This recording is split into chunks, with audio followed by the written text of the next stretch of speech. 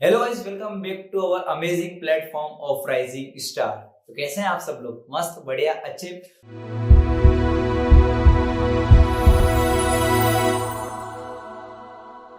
तो आज के में बेटा ना अपन आईपी की जो महा मैराथन चल रही है उसका अपना थर्ड लेक्चर है। 2 लेक्चर पहले अपलोड कर चुका हूँ। उन 2 लेक्चर बहुत मोस्ट इंपोर्टेंट है, जाके देखो अभी तक नहीं देखा हो तो। आईपी के उसमें मैंने सारे टॉपिक इजी वे में, डिटेल वे में तुमको कवर करवा दिए हैं, है ना। अब हमारा जो चैप्टर फर्स्ट और सेकंड है, मतलब 4 चैप्टर ही ऑलमोस्ट, मतलब 5 है, बट वो 4 चैप्टर मैंने सेकंड और थर्ड में कंबाइन करके पढ़ाऊंगा तुमको। आज अपन फर्स्ट कंप्लीट कर देंगे, जिसका नाम क्या है भैया? जिसका नाम है डाटाबेस क्वेरी यूजिंग एसक्यूएल। ठीक है ना। इसके सारे आईएमपी टॉपिक अपन कवर करने वाले हैं। तो स्टार्ट करें? ठीक है बेटा। तो पहला अपन स्टार्ट करते हैं टॉपिक। ठीक है, तो पहला अपन स्टार्ट करते हैं टॉपिक। पहला क्वेश्चन क्या है अपना? What is database? एक्चुअली में डाटाबेस होता क्या है भैया? A database is an organized collection of data stored managed a computer to allow easily and retrieve the image, manage information, like a digital filing system is called a DB, मतलब database है। तो database क्या होता है ना, जैसे आपके computer में जैसे सारा डाटा कलेक्ट करके रखते हैं, ऐसे ही डाटाबेस में क्या होता है ना, जो कंप्यूटर का रहता है उसमें सारा डाटा क्या करते हैं, कलेक्ट करके रखते हैं और मैनेज करके रखते हैं एक अच्छे फॉर्म में। ठीक है ना, जिससे आप इजीली स्टोर कर सकते हो। ठीक है ना, like digital filing system, it's short in called dB. उसको डीबी कहते हैं, मतलब डाटाबेस कहते हैं। चलो आगे बढ़ते हैं, ये मोस्ट इंपोर्टेंट क्वेश्चन है। आगे चलते हैं भैया, आगे बताओ भैया क्या आएगा आगे। आगे बढ़ते हैं अपन बेटा। डीबीएमएस क्या होता है ना? डीबीएमएस मोस्ट इंपोर्टेंट है, याद रखना। तो डाटाबेस मैनेजमेंट सिस्टम इसका फुल फॉर्म है। इट हेल्प टू स्टोर क्या, ऑर्गेनाइजेशन, मैनेज और डाटाबेस, वो सारा ही डाटा कलेक्ट करने में ही ये हेल्पफुल रहता है। It allow to user to create, read, update, delete data. इसमें क्या रहता है ना, आपका जो यूजर रहता है, जो यूज करता है इसको, उसको पता रहता है क्या क्रिएट करना है, क्या रीड करना है, क्या अपडेट हुआ है, क्या डिलीट हुआ है। ठीक है ना, by ensuring of security and accuracy, पूरा सिक्योरिटी और एक्यूरेसी के साथ। The main purpose of DBMS it's provide efficiently and handle large amount of data। इसमें क्या रहता है ना, लार्ज अमाउंट ऑफ डाटा आप एक साथ कलेक्ट करके रख सकते हो। फिर it keep safe and accessible. फिर उसमें आप लिख भी सकते हो अनऑथराइज्ड, कैसे? My SQL, Oracle and Microsoft Access. ये एग्जांपल जरूर लिखना बेटा, इंक्लूड करके। मैं 100% गारंटी कह रहा हूँ, ये वाला क्वेश्चन आने के बहुत ज्यादा चांसेस हैं। व्हाट इज डीबीएमएस यानी डाटाबेस मैनेजमेंट सिस्टम। आगे बढ़ते हैं बेटा। अरे किधर जा रहा है तू? अभी लास्ट ईयर ही आया था ये question. What is file system? File system is a method used by a computer to store, organization, manage a file. जो भी फाइल्स वगैरह रहती है उसको स्टोर करके रखना। अब भैया इसमें सभी तो स्टोर करने की और डाटा की बात होगी। हाँ बेटा, वही सब चीजें हैं जो कि तू कंप्यूटर में ऑलरेडी पढ़ चुके हो तुम। बस तुमको क्या करना है ना, जो 11th में पढ़ के आए हो तुम, वही सब चीजें हैं, और क्वेश्चन भी लगभग तुमको सिमिलर ही मिलेंगे। ठीक है बेटा। तो इसमें क्या करना है अपने को, ऑर्गेनाइजेशन क्या करता है, मैनेज करके रखते हैं, ऑर्गेनाइज्ड और मैनेज करके रखते हैं सारे फाइल को, स्टोर करके रखते हैं डाटा को। लाइक हार्ड ड्राइव, मतलब वो यूएसबी वगैरह में, उसमें क्या करके रखते हैं डाटा को। जैसे अपन फॉर एग्जांपल, तुमने कोई सी भी चिप वगैरह रहती है, तुम्हारा कोई सी भी मूवी वगैरह डाउनलोड करी और उसको तुमने हार्ड डिस्क में ले ली, या तुम्हारा कोई सी भी पीपीटी पीडीएफ तुमने डाटा में ट्रांसफर करा और उसको उसमें क्या ले लिया आपने, अपने उसमें ले लिया काय में, यूएसबी में बेटा। ठीक है, फोल्डर वगैरह, it can be easily to open and save, system is like a correctly. तो ये भी मोस्ट इंपोर्टेंट क्वेश्चन है बेटा। फाइल सिस्टम किसे कहते हैं? फाइल सिस्टम वो सिस्टम होता है जिसमें सारा डाटा क्या करते रखते हैं, कलेक्ट करके रखते हैं, लाइक टाइम में हार्ड ड्राइव में या फिर यूएसबी में। ठीक है ना, उसमें क्या रहता है ना, सब चीजें कलेक्ट होकर रखती है और एक ऑर्गेनाइज्ड फॉर्म में रहती है पूरी। ठीक है, जिससे आपको सही टाइम पर सही डाटा मिल जाए अगर आप ढूंढो तो। फाइल सिस्टम उसे कहते हैं अपन। चलो आगे बढ़ते हैं बेटा। आगे क्या है? हाँ चलो, वर्ड इंपोर्टेंट क्वेश्चन आ गया वापस हमारा। Write the advantage and disadvantage of file system. तो पहले अपन एडवांटेज लिख लेते हैं। Easy to use, file system क्या रहता है ना, इजी टू यूज रहता है, सिंपल वे में रहता है, और ऑर्गेनाइजेशन स्टोरिंग करके रखते हैं अपने को लगे ना सारा। फिर cost effective, it does not required a complex software, तो it not a, it is low cost में आ जाता है। इसमें कॉम्प्लेक्स ज्यादा सॉफ्टवेयर नहीं जाता, तो इसमें हाई कॉस्ट ज्यादा जाती नहीं है अपनी। फिर कंपेबिलिटी, फिर क्या होता है ना कंपेबिलिटी में, work or access in the multiple operating system is devices providing broad of support. इसमें क्या रहता है ना, सारा एक्सेबल रहता है, मल्टीपल डाटा आप एक साथ करके रख सकते हो एक डिवाइस में। ठीक है ना, फिर इजी टू बैकअप, बहुत इंपॉर्टेंट पॉइंट है बेटा, easy to backup, file can be easy backup and restore, अगर गलती से डिलीट भी हो जाता है तो रिस्टोर अपन पूरा डाटा कर सकते हैं, बैकअप में रख सकते हैं। फिर डिसएडवांटेज, अब कुछ चीज देखो, अगर किसी चीज की लाभ है तो उसकी हानियां भी हैं, याद रख लेना। सबसे पहली डाटा रिडेंडेंसी, देखो ये डाटा रिडेंडेंसी है ना, तुमको 2 नंबर में पूछ सकता है, याद रखना व्हाट इज डाटा रिडेंडेंसी, याद रखना इंफॉर्मेशन में भी duplicated and wasting the spaces, तो वही रिडेंडेंसी यानी वही करके रखना, कलेक्ट करके रखना डाटा को और डुप्लीकेटेड में रखना। फिर lake of security, second point है लेक ऑफ सिक्योरिटी, इसमें ज्यादा हाई सिक्योरिटी नहीं रहती है, वीक की सिक्योरिटी रहती है, तो आप इस पे पूरे तरीके से विश्वास नहीं कर सकते, आपका पूरा डाटा उड़ भी जा सकता है या फिर हैक भी हो सकता है, आप बोल सकते हो। फिर data integrated issue, if one file can be corrupt in the mind of affected other, अब एक फाइल अगर क्या कहते हैं डाउनलोड हो रही है, कुछ भी हो रही है, तो दूसरे फाइल में इफेक्ट आने के चांसेस ज्यादा रहते हैं। फिर लिमिटेड स्केलेबिलिटी, स्केलेबिलिटी मतलब स्केबल नहीं होता है, मतलब फ्लेक्सिबिलिटी नहीं होता है, एक तरीके से बोल सकते हो। Then the number of the file grow the become a harder to manage efficiently, अब अगर ज्यादा फाइल्स तुम एक साथ डाउनलोड कर रहे हो तो उसमें क्या रहता है ना, स्केबल नहीं रहता वो, कि इतने सारे नंबर ऑफ लार्ज नंबर में फाइल को क्या कर सके, एक्सेबल कर सके या फिर इफिशिएंटली तरीके से डाउनलोड कर सके, उसके अंदर स्टोर कर सके। जल्दी से अगले वाले टॉपिक पे आते हैं, एडवांटेज और डिसएडवांटेज ऑफ डीबीएमएस यानी डाटाबेस मैनेजमेंट सिस्टम। चलो अपन ने फाइल सिस्टम और डाटाबेस मैनेजमेंट सिस्टम तो पहले देख लिया था, अब इसके एडवांटेज और डिसएडवांटेज देख लेते हैं। रिड्यूस ए डाटा रिडेंडेंसी, क्या करना अपने को, डाटा की रिडेंडेंसी क्या होती है इसमें, कम होती है। DBMS is essentially duplicate the data to saving. In the other words, it can be avoided duplicate data storage, saving disk space and improving the data organization. ये क्या करता है, जो डुप्लीकेट डाटा रहता है उसको रिमूव करता है और असली डाटा को ये मैनेज करके रखता है। फिर डाटा सिक्योरिटी, वापस से वही मतलब वही पॉइंट है बेटा, है ना, बस एक के भी कर लोगे तो मजा आ जाएगा। It provide a strong and security to the measures and unauthorized protecting and information from branches। अभी इसमें सिक्योरिटी हाई रहती है, इसमें क्या रहता है, इसमें प्रोटेक्टिंग वगैरह सब अच्छी तरीके। इसके बाद तुम बेटा लिख सकते हो बैकअप एंड रिकवरी भी कर सकते हो तुम, बैकअप एंड रिकवरी, ये आसानी से बैकअप हो जाता है, रिकवर हो जाता है, रीस्टोर हो जाता है डाटा। फिर मल्टी यूजर एक्सेस भी इसका एक एडवांटेज है। तो ये सारे ही एडवांटेज है, कोई से भी आप 4 लिख के आ सकते हो आपके एग्जाम पर्पस के हिसाब से। आगे बढ़ते हैं बेटा अपन, क्या है फॉलोइंग डिसएडवांटेज ऑफ डीबीएमएस। अब डीबीएमएस के डिसएडवांटेज क्या है, complexity, managing and maintaining DBMS is a special knowledge and skill. अब जो भी इसको चलाता है, जो इसको यूज करता है, उसके अंदर क्या होना चाहिए, स्पेशल नॉलेज होना चाहिए और स्पेशल स्किल होना चाहिए, तभी आप इसको यूज कर सकते हो। डिसएडवांटेज है जनरल पब्लिक इसको यूज नहीं कर सकती, इसके लिए स्पेशल नॉलेज आपके पास होना चाहिए।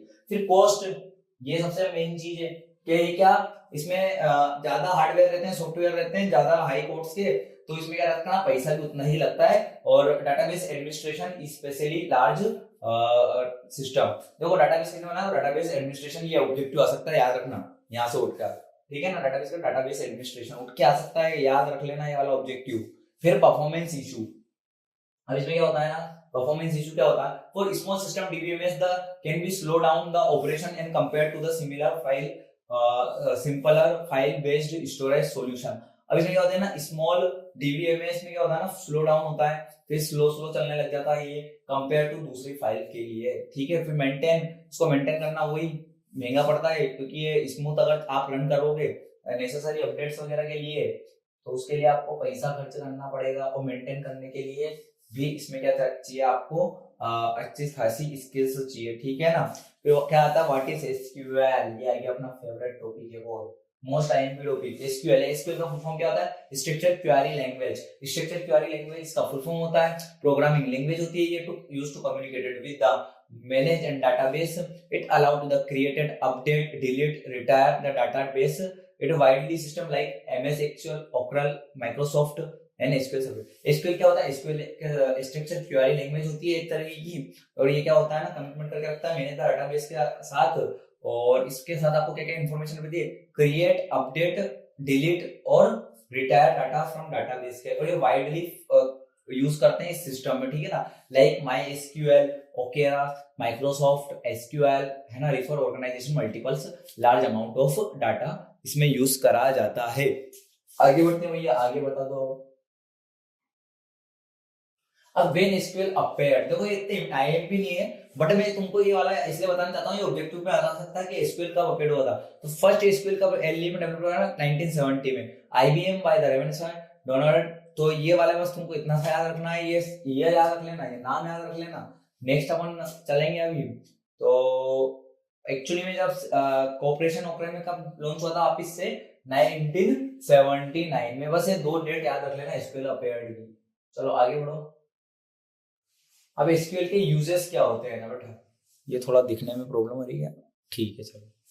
चलो पहला क्या यूजेस होता है, to execute the query against the database. फिर दूसरा एक्सिक्यूट मतलब जो भी चीज को एक्सिक्यूट करना क्वेरीज को, है ना। फिर it require the data from database. फिर दूसरा तीसरा है to insert the record of the database.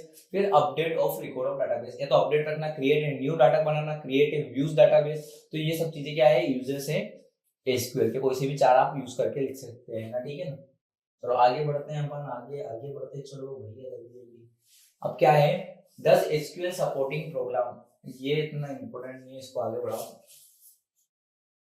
जो इंपॉर्टेंट है उसको ही करेंगे। अब इंपॉर्टेंट पे आ गए वापस अपन से, write advantage and disadvantage of SQL, ठीक है ना।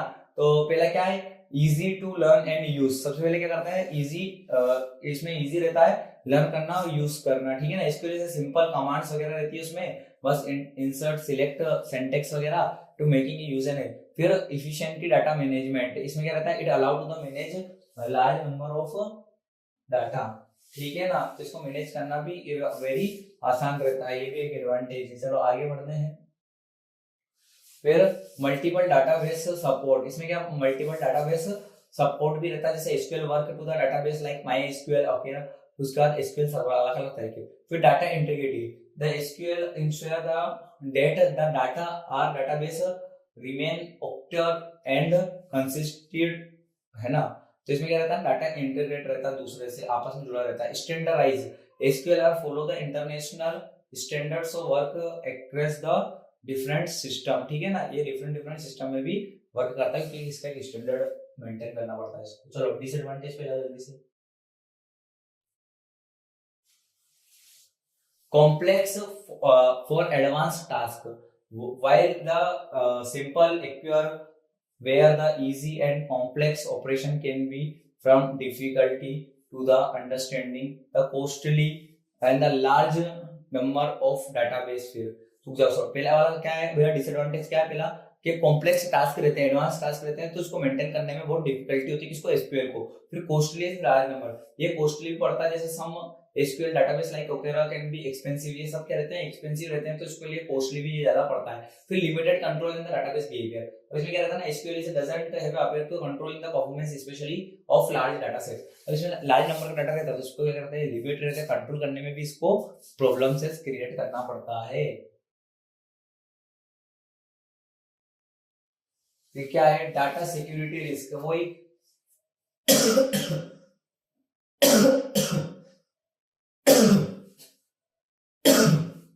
इसमें सिक्योरिटी का भी इशू रहता है, आपको वायरस अटैक हो सकता है, कुछ भी हो सकता है, और आपका सारा डाटा हैक हो सकता है। Characteristics of DBMS, characteristic of DBMS, data store into the table, data integrated, फिर डाटा सिक्योरिटी, डाटा इंटरडिपेंडेंस, फिर उसके बाद आ जाएगा करेंसी कंट्रोल, फिर बैकअप रिकवरी एंड स्केलेबिलिटी। तो ये सारे ही पॉइंट मैंने ऊपर एक्सप्लेन करे हैं, तो वही सब चीजें हैं बेटा, ठीक है ना।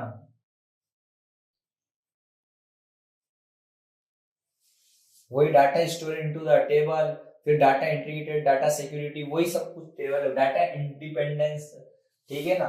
वही सब चीजें हैं जो मैंने अभी ऊपर तुमको एक्सप्लेन करी थी, इसमें सिक्योरिटी हाई रहता है, इसमें लो रहता है, वही सब चीजें हैं।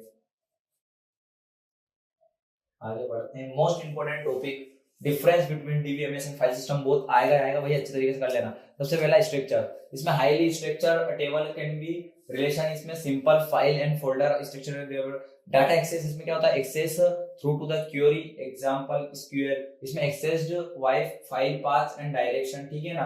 फिर इसमें क्या होता है ना, डाटा मैनेजमेंट, इन डाटा इसमें एडवांस में मैनेजमेंट होता है, जिसमें क्लोजर इंडेक्स आता है, इसमें बेसिक फाइल क्रिएशन होता है। फिर स्पीड, इसमें फास्ट स्पीड रहती है काय में, डीबीएमएस में, और इसमें स्लो स्पीड रहती है ना। फिर वो किसमें, एसक्यूएल में। चलो आगे बढ़ते चलो, है ना। फिर इसमें बैकअप एंड रिकवरी वाला आप पॉइंट कर सकते हो कि इसमें ऑटोमेटिकली बैकअप एंड रिकवर हो जाता है, पर manually backup and restore require करना पड़ता है कहीं भी आपका फाइल सिस्टम में, उसमें ऑटोमेटिकली हो जाता है। फिर यह पॉइंट छूट गया था अपना, कॉन्करेंसी हैंडल मल्टीपल यूजर, इसको हैंडल मल्टीपल यूजर करते हैं, इसमें limited concurrent access use conflict करते हैं, ठीक है। ये आपका एक डिफरेंस हो गया है। अब आगे जो चीज है ये ना, वो कुछ फंक्शन है आपके, जो आपको बहुत अच्छी तरीके से इनको समझना है भाई। ये मोस्ट आईएमपी टॉपिक है, इसके बाहर कुछ भी नहीं जाएगा। मैं अभी भी कह रहा हूँ, ये फंक्शन अच्छे से कर लिए तुम्हारा काम हो जाएगा, ठीक है ना। अपने को क्या करना है, पहले एग्रीगेट फंक्शन है एनी 5 कोई से 5 करते हैं अपन, देखते हैं अभी, है ना। Selected given by the table, ठीक है। एक तुमको यहाँ पर एक टेबल दे रखी है बनाकर, है ना, जिसमें रोल नंबर और नेम और मार्क्स दे के रख रखे हैं, ठीक है। अब तुमको क्या करना है, एवरेज का फंक्शन अगर बताना है बेटा, मोस्ट इंपोर्टेंट टॉपिक है बेटा, या आएगा इसमें से गारंटी, मेरा क्वेश्चन ये वाला आएगा। एक एग्रीगेट का आ सकता है, स्ट्रिंग का आ सकता है, कुछ भी, पर एक आएगा जरूर, है ना। तो इसको अच्छी तरीके से करके जाना है अपने को। तो यहाँ हमने कुछ रेंडमली रोल नंबर ले लेंगे, 101, 102, 103, राम, सीता और श्याम, 10, 20 इनके मार्क्स दे देंगे। फिर एवरेज में क्या लिखना है, it help to find a average value of select which given on the table, ठीक है ना। ये आपको एक पॉइंट लिखना है। फिर सेंटेक्स में आप क्या लिखोगे ना, select average column name from table. तो सबका है ना सेंटेक्स बेटा सेम ही रहता है, सेंटेक्स में कोई भी चेंजेस नहीं होते हैं। फिर एग्जांपल में क्या करना है आपको, एग्जांपल में select average marks from student. आपको क्या सिलेक्ट करना है, एवरेज मार्क करने किसके, स्टूडेंट के। तो कहां जाओगे आप, ये एवरेज मार्क्स कितने आ गए यहाँ पर 20, एवरेज मार्क 20, एवरेज यानी मिड वैल्यू देखना आप, एवरेज कितना एवरेज निकल रहा है ना, मिड कितना वैल्यू निकल रही है, बीच वाली मध्य वैल्यू, है ना। फिर आता है फर्स्ट। अब फर्स्ट में क्या, it return the first value from the select. Syntax वैसा का वैसा ही रहेगा, कुछ भी चेंज नहीं होगा बेटा, सेंटेक्स वैसा का वैसा रहेगा। एग्जांपल में क्या लिखेंगे, select first mark from student. अब मार्क्स के सबसे क्या फर्स्ट नंबर पर किसके मार्क्स हैं, तो इधर देखो नीचे करते हैं अपन, मैं थोड़ा सा बता देता हूँ।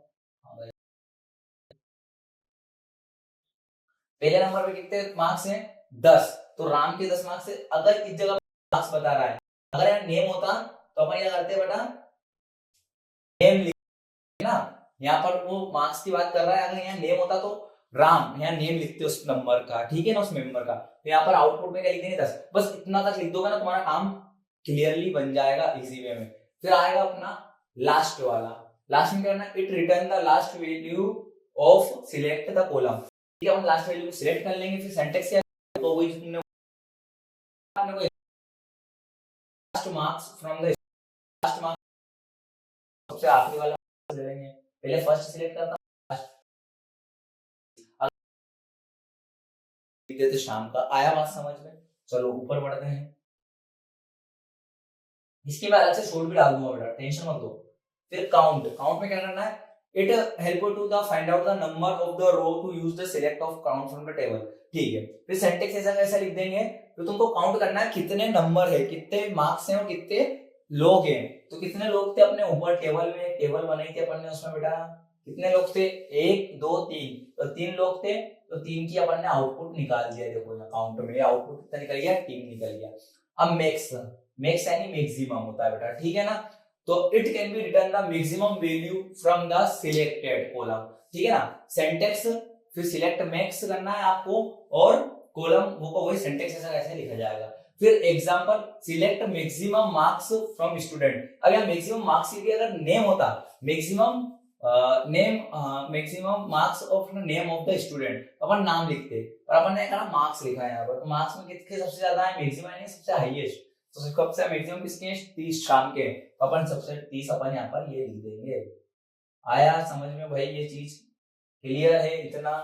तो आई होप आपको ये चैप्टर समझ में आया होगा। इसके जो जितने भी 4 तरह के फंक्शन होते हैं, हमारे एसक्यूएल के 4 फंक्शन होते हैं, तो वो 4 ही फंक्शन के लिए मैं आपको एक शॉर्ट्स में बता दूंगा, क्योंकि उसको मेरे को अच्छी तरीके से मेरे को ऐसा बताना है कि मैं या तो शॉर्ट डाल दूंगा आपके लिए, एक 5 मिनट की वीडियो डाल दूंगा, तो उसमें आपके सारे फंक्शन क्लियर हो जाएंगे। ओके, तो बाय बाय, बने रहना, और अगले चैप्टर भी अपन जल्दी से लाते हैं, ठीक है, बाय बाय।